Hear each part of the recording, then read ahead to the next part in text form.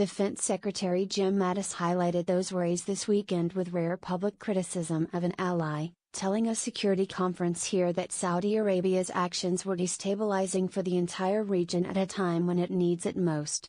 Mr. Mattis stopped short of blaming the Saudi leadership for writer Jamal Khashoggi's October 2 death. But his comments drew attention to how the gruesome murder, and the kingdom's handling of it, has strained the Saudi leadership's close ties with President Donald Trump. The Trump administration has put the kingdom at the center of a Middle East policy largely defined by efforts to contain Iranian influence. Related coverage: the US and other Western governments now are trying to balance the political cost of supporting the monarchy with the need to preserve the kingdom's role as their most important Arab ally.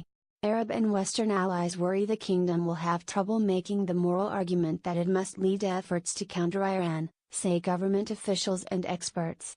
They are worried because Saudi Arabia anchors the relationship with the United States, and because of regional stability, said a senior Western official who tracks the Middle East. Referring the kingdom's Arab allies, they think it weakens Saudi Arabia. Saudi officials have sought to show allies that the Khashoggi incident is an aberration. Why US-Saudi economic ties complicate diplomacy. Your browser does not support HTML5 video.0:00, 0:00 skip 15. The web of economic ties between the US and Saudi Arabia is so complex that it can complicate diplomacy in times of turmoil. Wall Street Journal's Shelby Holiday looks at the various ways the US and Saudi Arabia are economically intertwined. Speaking at the same Bahrain conference, Saudi Foreign Minister Adel Al-Jubeir described Saudi Arabia as a beacon of light combating Iran's vision of darkness. He dismissed the public response to Mr. Khashoggi's death as hysterical. Crown Prince Mohammed bin Salman last week called Mr. Khashoggi's death a hideous incident and vowed justice. Saudi officials have struggled to present a credible narrative of what happened, as Turkish authorities released information on the continuing investigation bit by bit, contradicting the kingdom's initial denials of wrongdoing. Saudi authorities have so far detained 18 people in connection with Mr. Khashoggi's death and called it premeditated, but denied that Prince Mohammed, the country's day-to-day ruler, played any role, a view some world leaders have greeted with skepticism, including Mr. Trump. Turkish and Western officials suspect the operation would have required the approval from the highest level of government. The U.S. State Department has imposed travel restrictions on 21 Saudi government employees suspected of involvement in the killing. More penalties could follow, including financial sanctions aimed at human rights violators, a possibility raised by U.S. lawmakers. Some regional allies rallied behind Saudi Arabia. King Abdullah II of Jordan and Pakistan's Imran Khan, both recipients of Saudi financial aid, showed up at Riyadh's premier investment conference after American and European executives and officials pulled out over the Khashoggi crisis. Newsletter sign up at Egyptian President Abdel Fattah al-Sisi, one of Saudi Arabia's closest Arab partners, was invited but didn't go, according to two people familiar with the matter. A spokesman for Mr. Sisi didn't respond to a request for comment. Privately, Gulf and other Arab allies expressed worry the Khashoggi murder could compromise their own relations with the West. This is outrageous because this is not the kind of behavior that we are used to seeing from Saudi Arabia, Mohammed Al-Yahya, an independent Saudi political analyst. This is the kind of thing Iran and Syria do.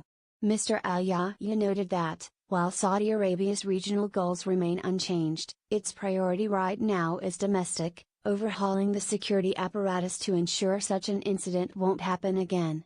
Saudi-US relations had improved after Mr. Trump took office.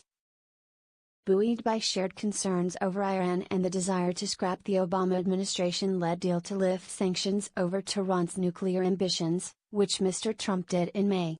Riyadh's role against Iran is most prominent inside Yemen, where it is leading a military coalition against Houthi rebels aligned with Iran. U.S. and Gulf officials say Iran backs the rebels with weapons and training, an allegation Tehran denies. The war has become a humanitarian disaster and thousands of civilians have been killed under the Saudi-led bombing campaign. Mr. Khashoggi's death has resulted in new scrutiny from U.S. lawmakers. The Saudis' conduct of the war and U.S. military support for it, including air refueling and intelligence. The White House still publicly support a Saudi arms deal worth billions of dollars, but lawmakers from both parties have suggested they would consider blocking aspects of the deal, which include precision-guided munitions and other weaponry. The Khashoggi killing will require Saudi Arabia to make a much stronger public case for why Iran's influence is malign and destabilizing while theirs is in everybody's interest, said Corey Sheikh, Deputy Director General at the International Institute for Strategic Studies, a London-based think tank that organized the security conference in Bahrain. German Defense Minister Ursula von der Leyen on Saturday called for the circumstances surrounding the journalist's killing to be fully investigated and brought to light. Regardless of considerable political consequences, Germany has already vowed to suspend all weapons sales to the kingdom until there is more clarity on what happened to Mr. Khashoggi. Washington's calculation is complex.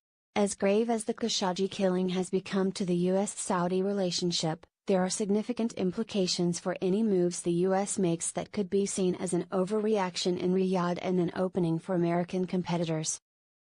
Riyadh could react angrily to any American downgrading of Saudi Arabia and persuade other Gulf allies to cool relations with the U.S., perhaps severing military exercises. For example, we've had a close relationship with Saudi Arabia for decades, and its geopolitical importance impacts multiple strategic security, energy, and regional interests, said Norman Raleigh, a retired U.S. intelligence official with 3 decades of regional experience.